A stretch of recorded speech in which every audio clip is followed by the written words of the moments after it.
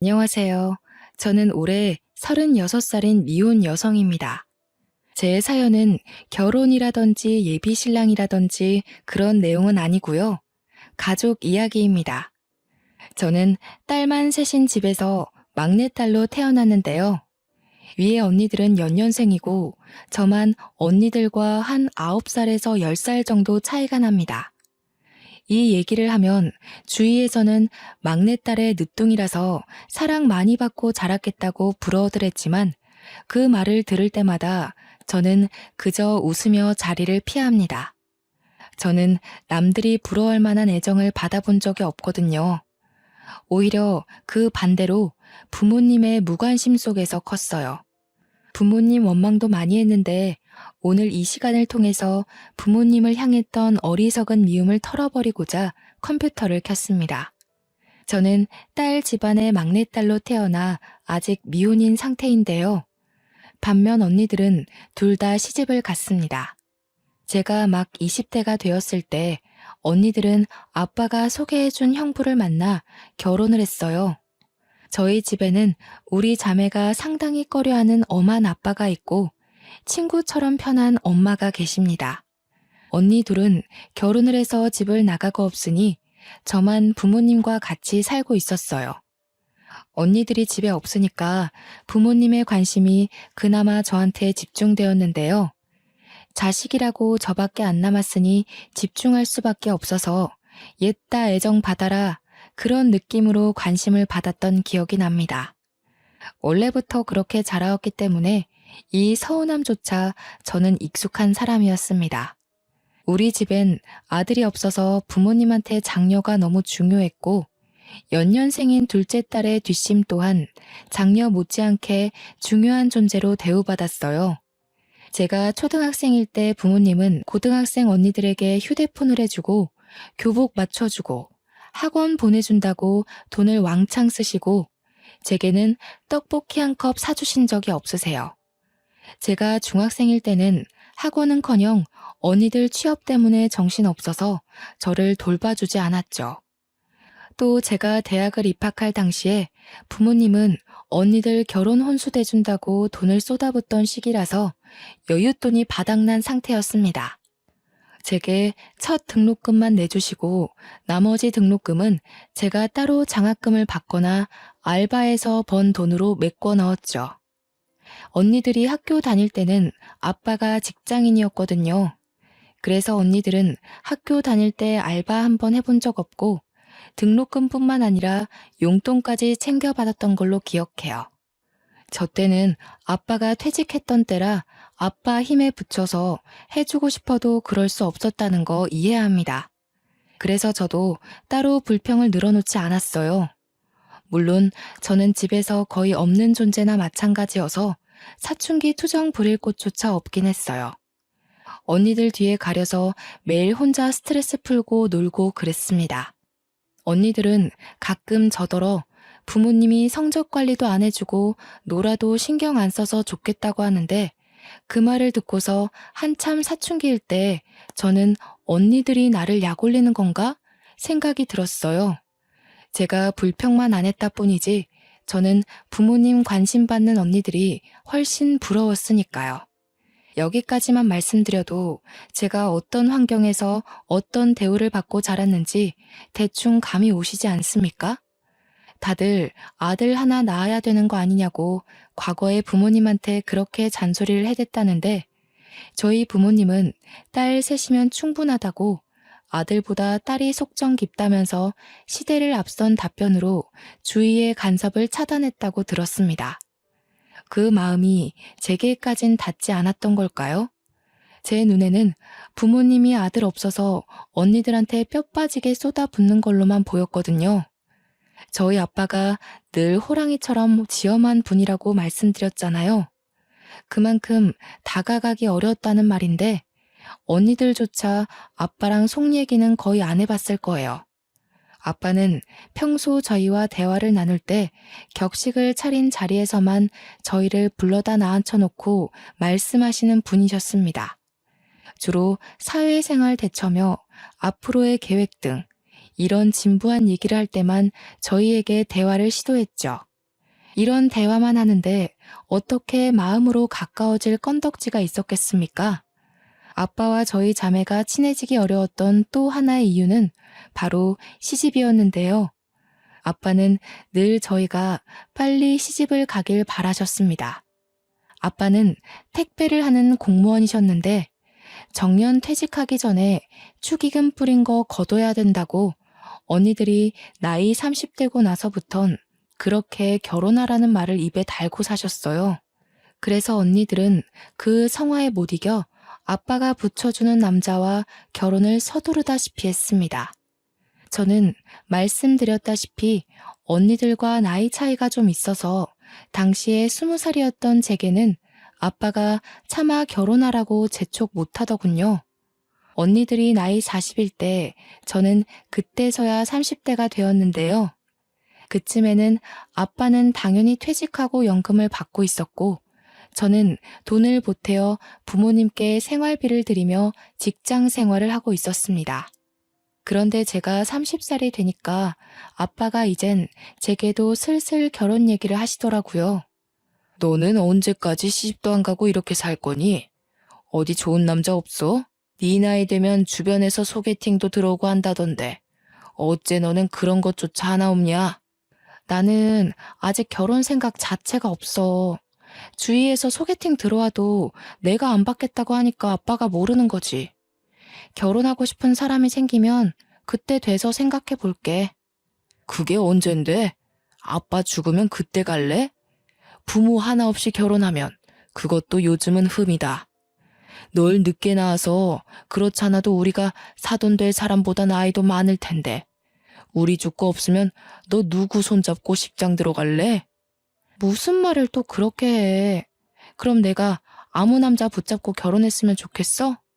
아빠 말대로 시기 맞춰서 억지로 결혼했는데 만약 불행하면?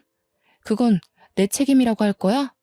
아빠는 결혼이 급하지 않다는 제 생각을 충분히 알 텐데도 저만 보면 결혼 얘기를 꼭 꺼냈습니다. 그래서 최대한 아빠와 말다툼하지 않으려고 아빠가 결혼 얘기할 낌새를 보이면 그 자리를 급히 피하곤 했죠. 그렇다 보니 예전보다 더 아빠와의 대화가 줄어들었어요. 엄마는 아빠가 퇴직하는 바람에 요즘 일도 없고 집에만 있어서 적적하다고 말동무 좀 되어주라고 하는데 저도 그러고 싶었어요. 그런데 매번 결혼 얘기로 이어지니까 선뜻 아빠한테 다가가는 게 좀 꺼려지더라고요. 한 번은 아빠의 쓸쓸함을 위해서 부모님이랑 함께 모처럼 소주 한잔 하는 시간을 가졌었는데요. 오붓하고 즐거운 분위기를 만끽하고자 했던 건데 아니나 다를까 아빠가 또 결혼 잔소리를 하는 겁니다. 언니들은 시집 잘만 갔는데 너는 왜 그렇게 못 가냐? 도대체 뭐가 문제니? 내가 네 언니들에 비해 너를 신경 못 써주긴 했지만 해도 너무할 정도로 남자를 안 만나니까 아빠가 걱정이 돼서 그래. 내가 안 만나고 싶어서 없는 거라니까? 솔직히 나는 혼자가 좋아. 결혼도 하고 싶은 사람이 생겨야 하는 거지. 그런 남자가 안 생기면 그냥 혼자 살아도 될 것 같아. 이거 싫고 저거 싫고 그래서 어떻게 결혼해서 남편이랑 어울려 살래? 혼자 살면 그건 뭐 좋은 줄 알아? 나중에 다 죽고 너 혼자 세상에 남겨지면 그것만큼 후회되는 일이 없을 거다. 아빠야말로 왜 이렇게 결혼에 집착해? 어차피 언니들 결혼한 걸로 아빠가 뿌렸던 축의금 다 거뒀잖아. 그럼 됐지. 뭘 나한테까지 바래. 뭐야? 거두긴 뭘 거둬? 아빠가 어디 남들 결혼식에만 돈 뿌린 줄 알아? 돌잔치며 백일잔치며 돈을 안 들인 곳이 없어. 누가 그러래? 그래서 내가 일찌감치 말해줬잖아. 나는 결혼 생각 없으니까 더 이상 돈 뿌리지 말라고. 아빠 멋대로 계속 뿌리고 다녀놓고 왜 나더러 그걸 갚으라는 건데? 적당히 좀 해. 그냥 예전처럼 언니들만 신경 써. 기분 좋은 저녁 식사 자리에서 결국 저는 아니 꼽게 말투가 나갔고 술 한잔 된 아빠는 제 버르장머리에 꼭지가 나가서 버럭 언성을 높였습니다. 저도 그땐 술 때문이었는지 과거의 언니들만큼 못해줬다는 걸로 아빠한테 딴지를 걸고 말았네요. 솔직히 엄마 아빠가 언니만 신경 썼지 내가 뭐라든 관심이나 가졌어? 난 상 같은 거 받아와도 그걸 가방에서 꺼낸 적이 없었어. 왜 그런지 알아? 엄마 아빠는 늘 언니들 때문에 바빴거든. 이럴 거면 차라리 날 낳지 말지 그랬어. 아들도 아니었는데 딸인 거 알았을 때 날 지우지 그랬냐고. 이 녀석이 아무리 우리가 너한테 신경을 못 써줬다고 하더라도 말버릇이 그게 뭐야? 엄마 아빠 사정 몰라서 그래? 어쩜 너는 다 커도 이렇게 어린 생각만 하는 거냐? 그동안 언니들 하는 거 보면서 배운 것도 없어? 여보, 그만해요. 술이 많이 됐네. 그만 정리하고 잠자리에 듭시다. 윤희 너도 들어가서 잘 준비해라. 이건 내일 엄마가 정리할 테니까. 엄마가 제지하는 덕에 아빠와 저는 그쯤하고 그칠 수 있었으나 저는 그날로 아빠를 멀리했습니다.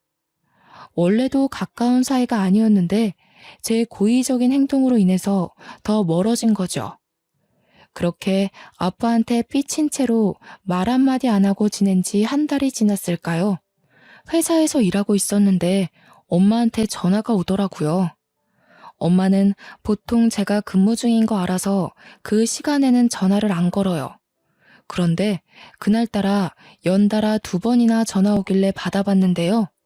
다름 아닌 아빠가 교통사고로 병원에 있다는 연락이 아니겠습니까?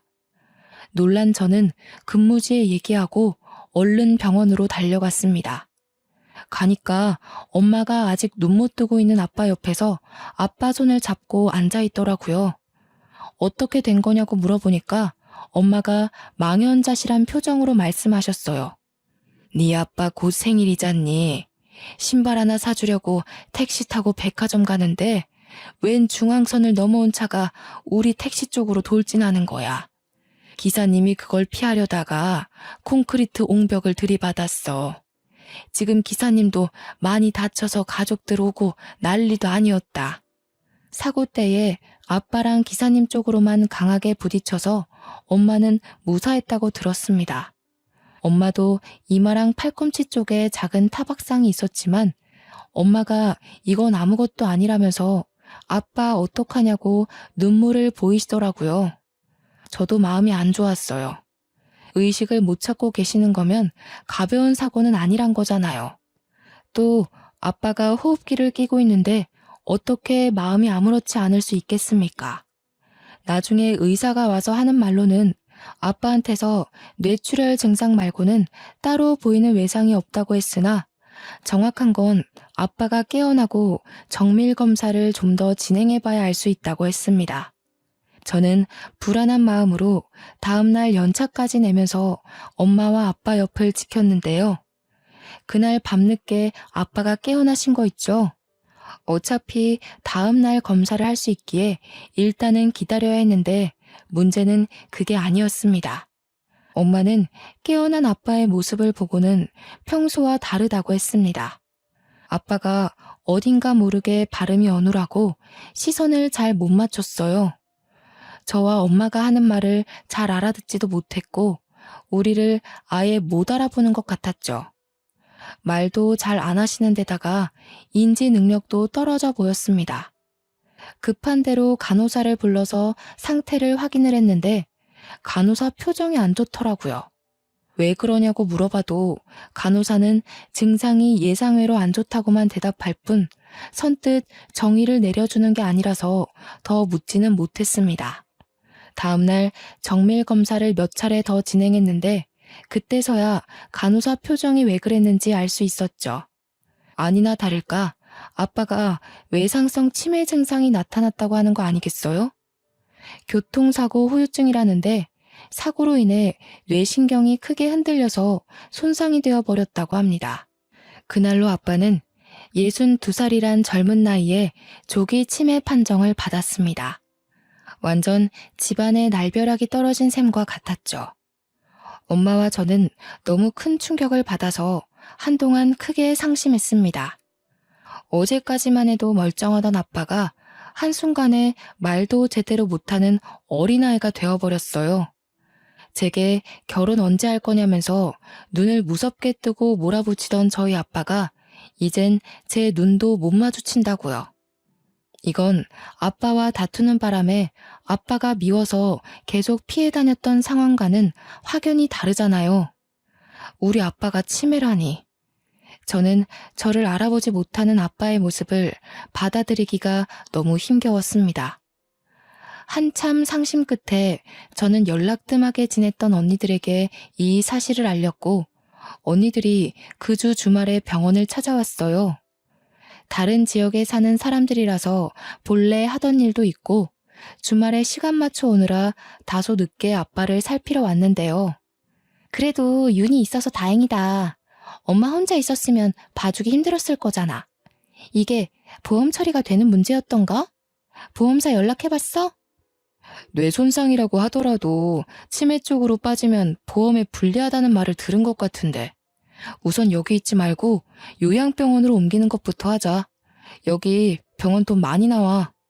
명절이 아니고서야 만날 일이 없어서 언니들과는 오랜만에 만나는 거였습니다.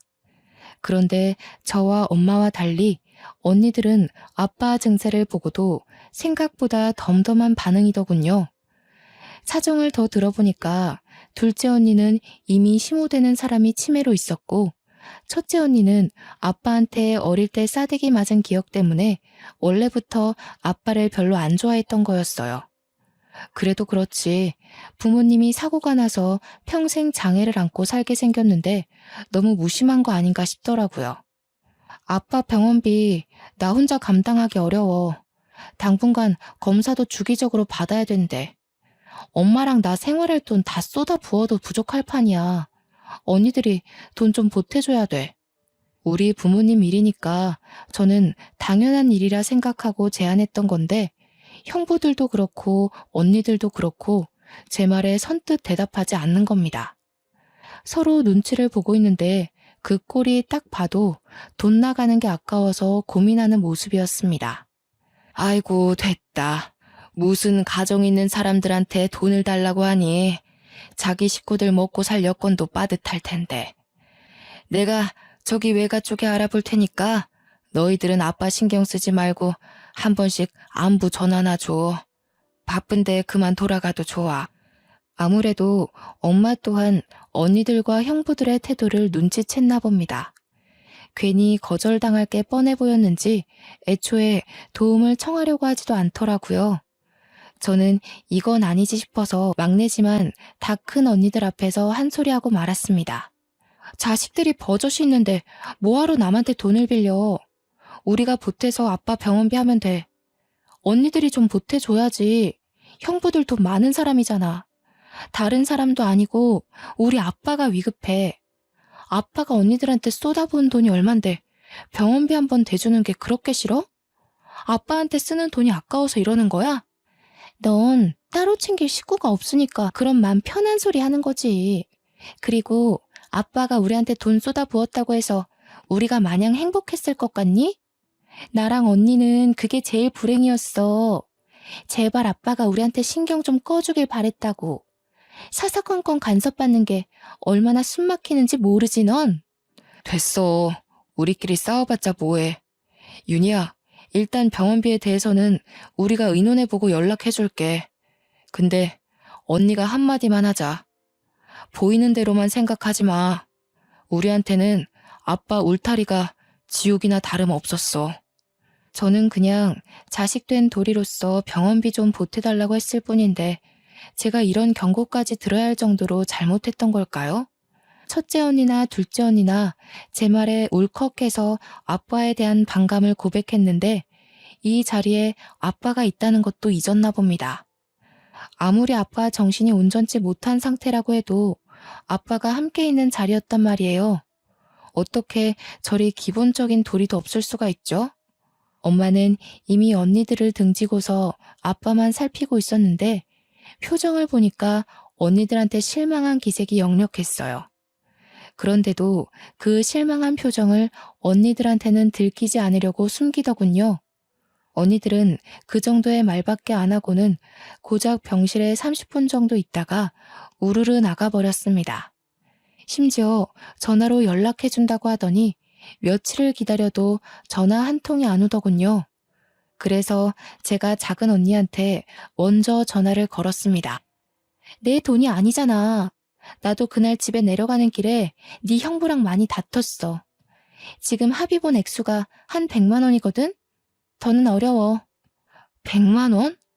아니 병원비에 앞으로 요양비까지 들어갈 돈이 많아. 그럼 나랑 엄마는 손가락 빨면서 지내? 아무리 출가 외인이라지만 너무하는 거 아니야? 그럼 어떡하라고. 네 형부 엄마도 치매 환자야. 이미 거기에도 돈 엄청 들어가. 가뜩이나 애들 학비까지 대줘야 돼서 우리도 예전만큼 넉넉지가 않다고. 저도 무턱대고 돈을 달라고 할 생각은 없었지만 작은 언니가 말하는 태도가 너무 기분 나쁘더라고요. 그래서 몇 푼을 더 따지고 들었던 것 같습니다. 작은 언니만 그랬으면 제가 이 정도로 우라통이 터지진 않았을 겁니다. 큰 언니라는 사람은 작은 언니보다 더 했는데요. 왜냐면 큰 언니는 고등학교 때까지 아빠한테 싸대기를 맞았거든요. 장녀라는 이유만으로 큰 언니는 가장 가혹한 훈육을 당해왔어요. 그래서 그런지 아빠에 대한 반감이 작은 언니보다 더 컸습니다. 아빠가 붙여준 남자랑 결혼하는 바람에 내 인생 망했다고. 네가 첫째의 고충을 알아? 내가 첫째라고 너희들 대표해서 얼마나 혼났는데. 네가 잘못해도 내가 맞고 윤정이가 잘못해도 내가 맞았어. 너라면 아빠가 곱게 보일 것 같니?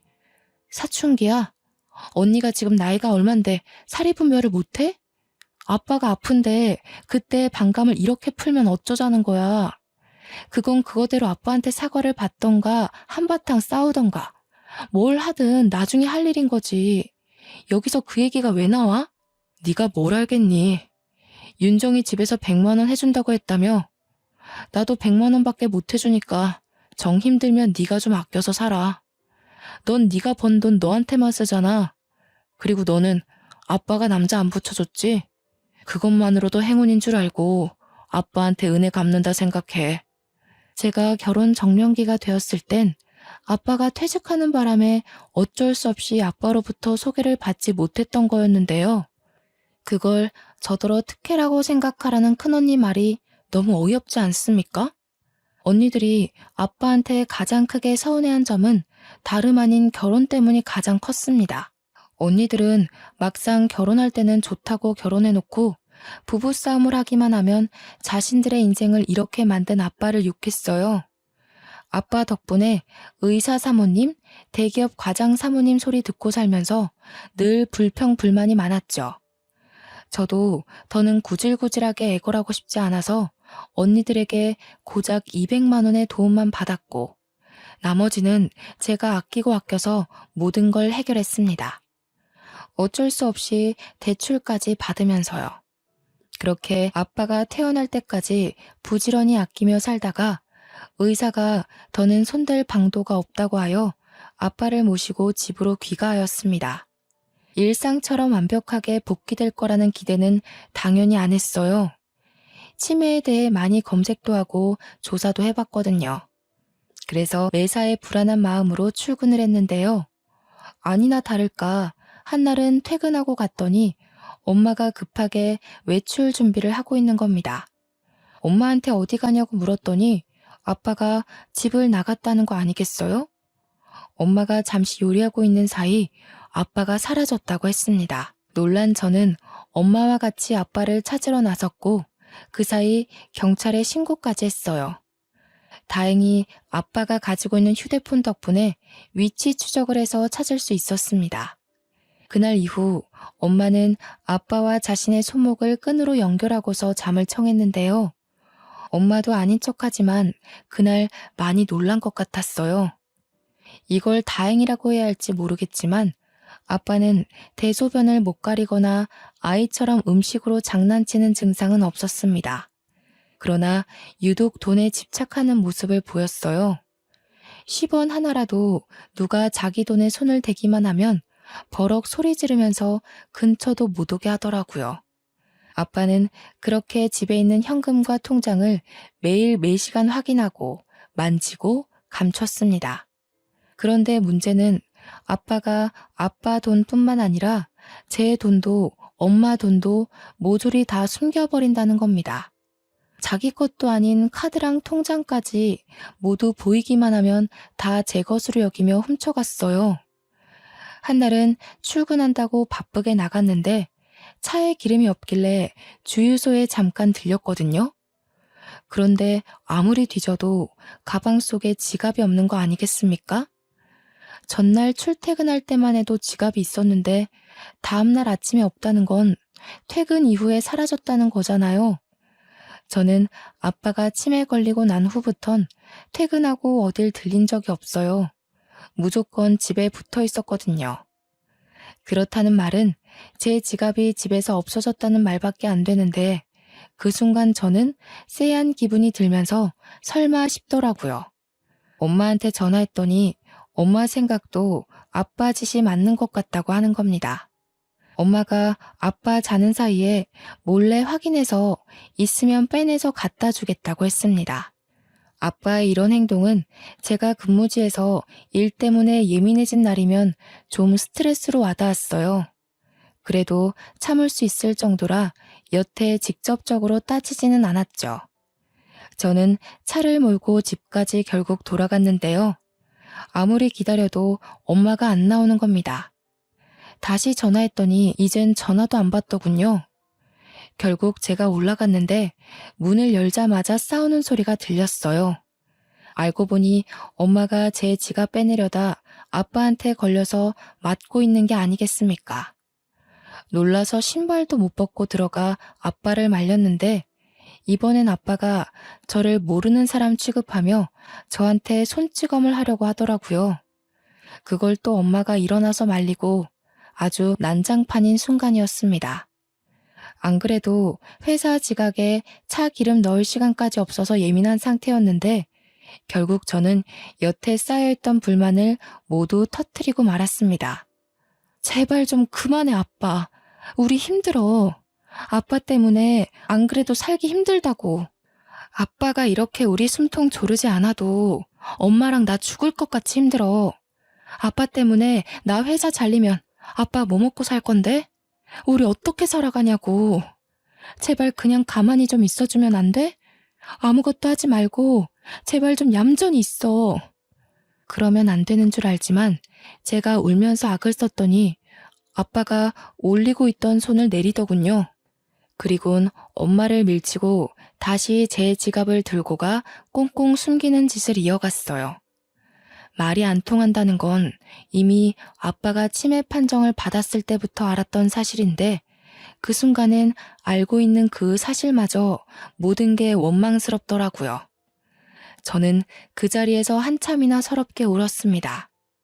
다 포기하고 아무것도 안 하고 싶었어요. 그땐 차라리 아빠를 요양병원에 보낼까 생각도 했어요. 그런 생각을 입 밖으로 꺼낸 적은 없는데 제가 지쳐 보이고 금방이라도 다 내려놓을 것처럼 보였는지 엄마가 한날 저한테 그런 말을 하더라고요.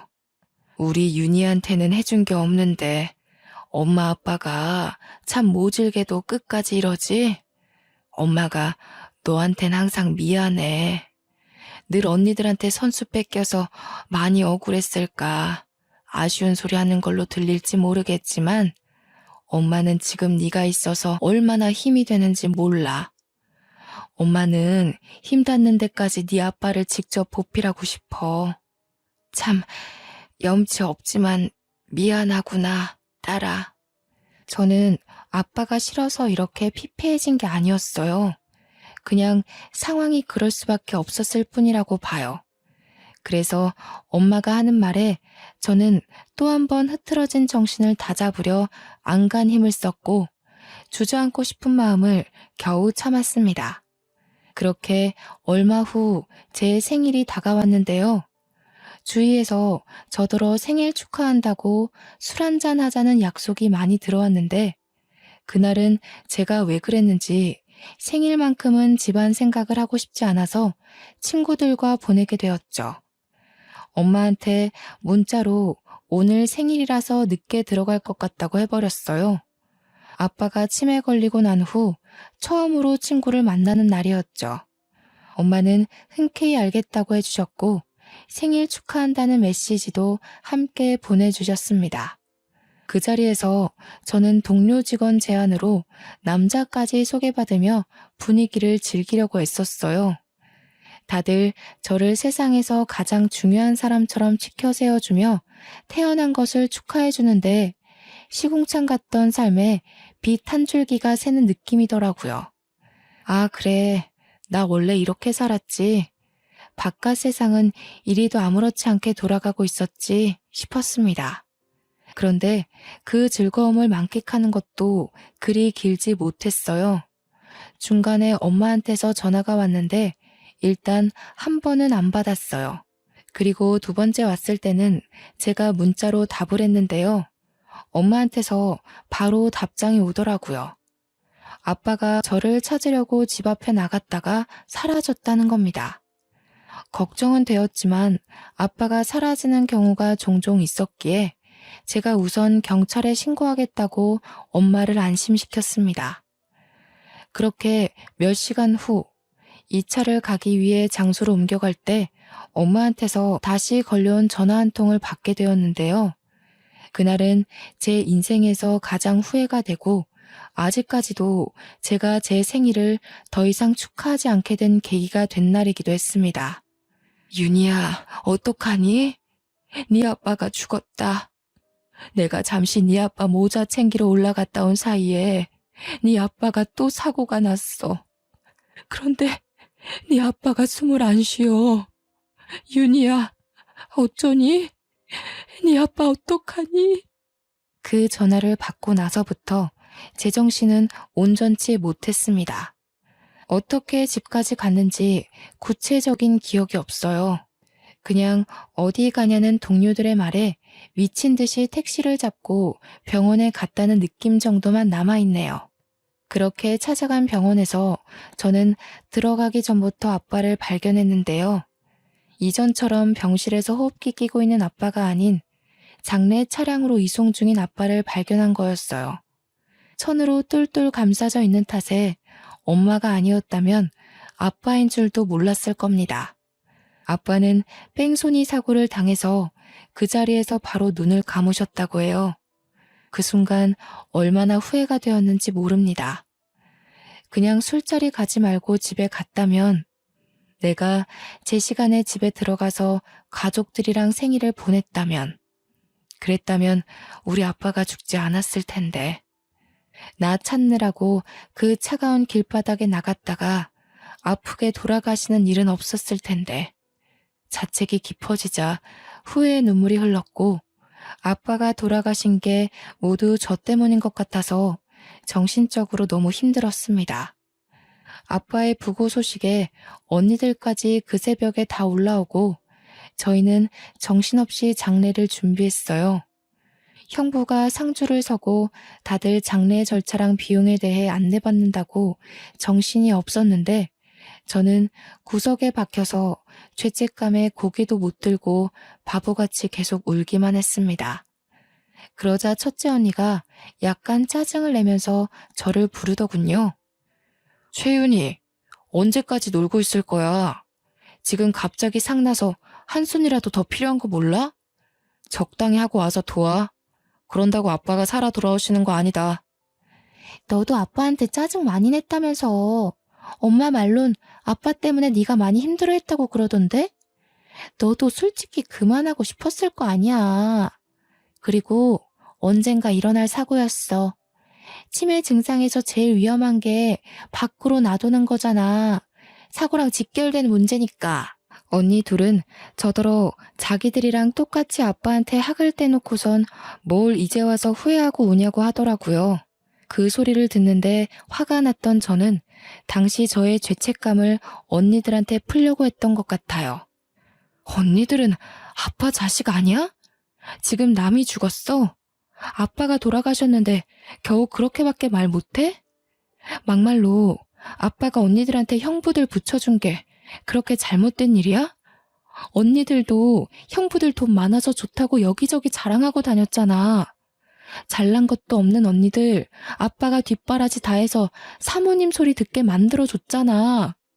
어머머, 우리가 무슨 자랑을 했다고 그래. 너 없는 소리 지어내고 그러는 거 아니다. 잘 모르면서 어줍잖게 시비 걸지 마.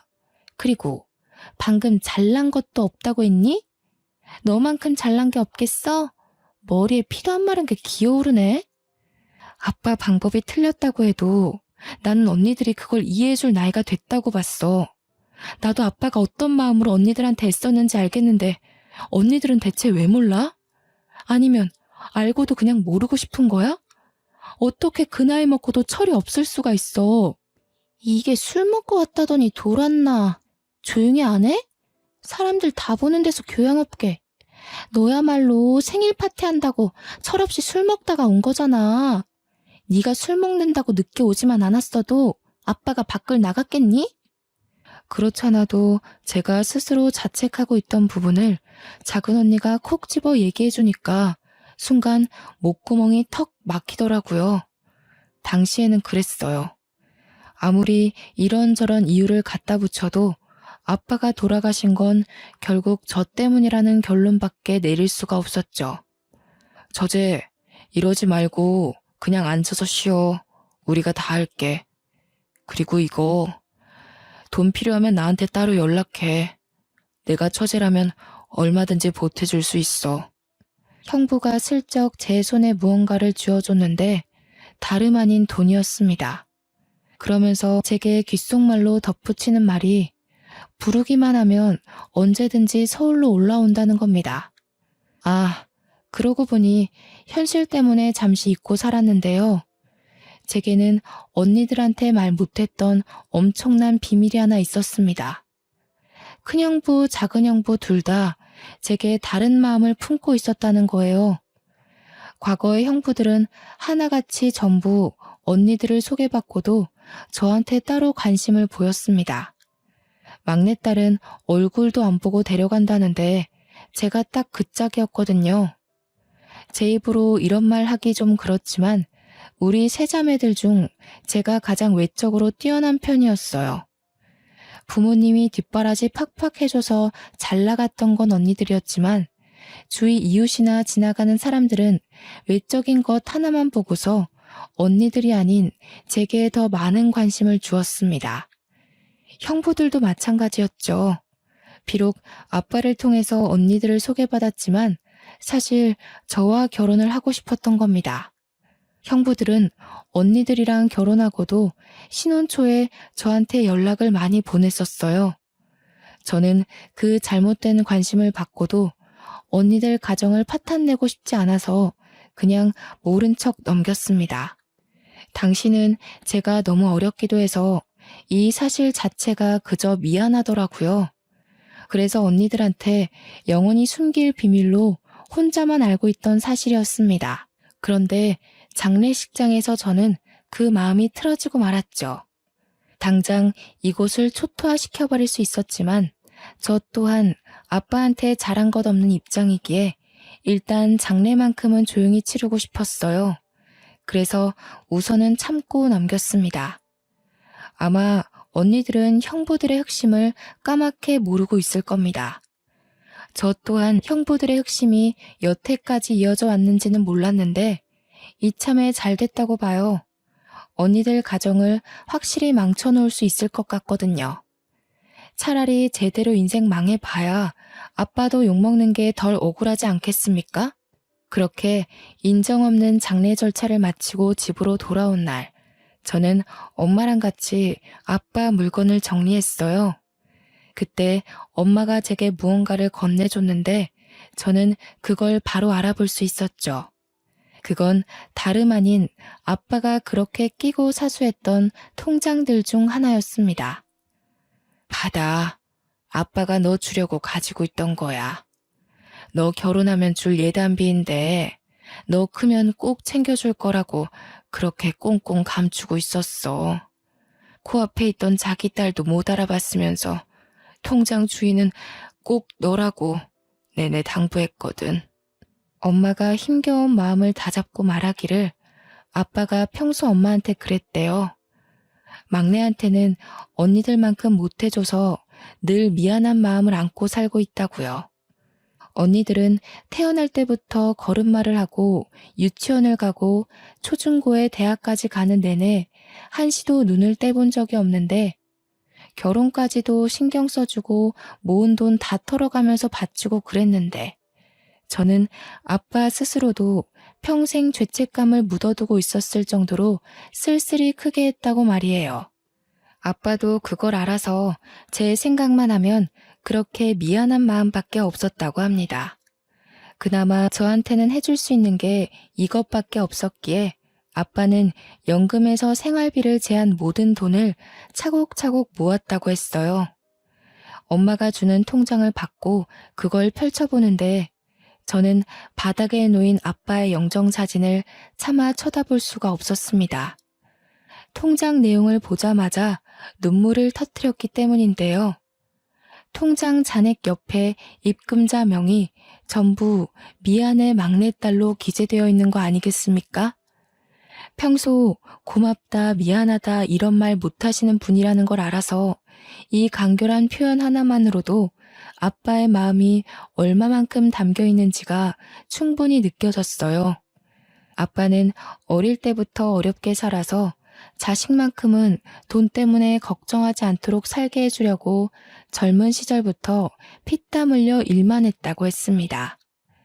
엄마가 옆에서 지켜보는데 단 한순간도 제대로 휴일을 보낸 적이 없었다고 했어요.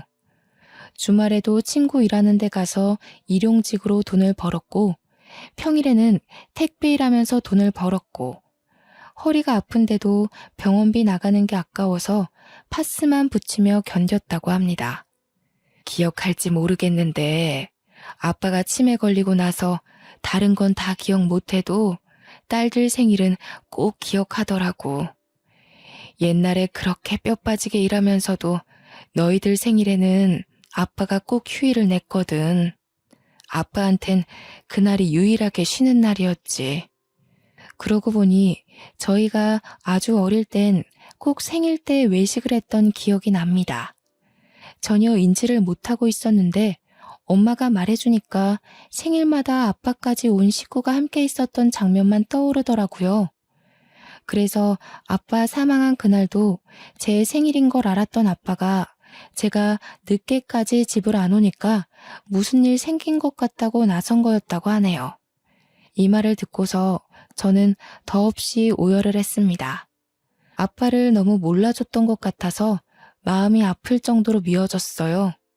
그러면서 동시에 언니들을 향한 증오는 갈수록 더 커지더군요. 그래서 저는 마음을 추스르고 난 후에 바로 일을 저질렀습니다. 형부들이 제게 전화했던 녹음 내용이랑 메신저 기록을 전부 언니 둘에게 보내버렸어요. 그 뒤로 언니들이랑 형부한테서 오는 연락을 받지는 않았지만 전화 오는 횟수로 보아하니 이미 집안이 풍비박산 난 게 아닐까 확신이 들더군요. 그리고 저는 연차를 연달아 내고서 엄마와 함께 휴양지로 가 마음을 더 추스르고 오기로 결정했습니다. 엄마랑 바로 다음날 집을 떠났어요. 언니들이랑 형부가 저희 집을 찾아왔을지도 모르겠네요. 이 글은 현재 태국에서 2주째 지내다가 시간이 나서 작성 중에 있습니다. 아빠가 돌아가신 지 아직 한 달도 채 되질 않았어요. 저와 엄마의 마음은 많이 괜찮아졌으나 그래도 아직은 시간이 더 필요할 듯합니다. 그리고 아빠가 제게 주려고 모았다던 예단비 있잖아요. 그걸 차마 다시 꺼내볼 용기도 없고 꼭 결혼을 해야만 쓸 수 있을 것 같아서 고이 모셔뒀습니다. 아빠가 원하는 대로 꼭 사랑하는 배우자와 결혼을 해서 훗날에도 아빠에게 받는 예단비로 기억하고 싶거든요.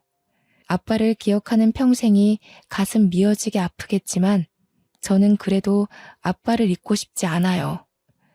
제 어리석은 마음 때문에 아빠를 외면하느라 못해드렸던 효도를 이렇게나마 갚아드리고 싶습니다.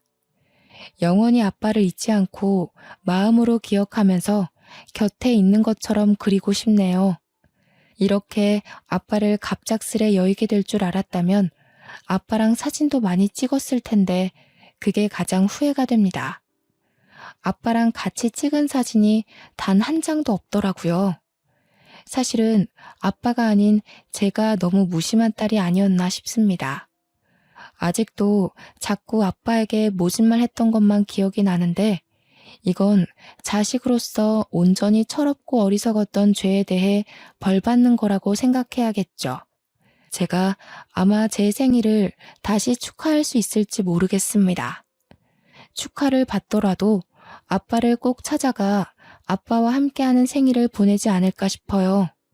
이제 와서 하는 말이 무슨 소용일까 싶지만 이 글을 쓰는 내내도 아빠가 너무 보고 싶습니다. 아빠한테 보고 싶다는 말을 해본 적이 없는데 그 처음이 하필 너무 늦어버려서 이렇게 허공에 대고 후회만 하고 있네요. 아빠가 다음 생에는 부유한 자식으로 사랑받는 남편으로 존경받는 부모로 태어났으면 좋겠습니다. 저희 같은 철부지 딸내미 말고 아빠의 마음과 노력을 알아주고 안아줄 수 있는 그런 가족을 만났으면 좋겠어요. 그리고 너무 늦었지만 마지막으로 아빠한테 한 번도 못했던 이 말을 전하고 싶습니다. 아빠, 키워주셔서 감사합니다. 가족을 위해 너무 수고하셨어요. 부디 위에서는 매일을 두 발 뻗고 편히 쉬시길 바래요. 우리 아빠, 내가 너무 사랑해. 안녕, 아빠. 후회라는 게 이렇게 가슴이 아프네요. 다들 저처럼 벌받지 마시고 꼭 가족에게 꼭 사랑 표현 많이 해주셨으면 합니다. 이만 글을 마치도록 할게요. 긴 글 감상해주셔서 감사합니다.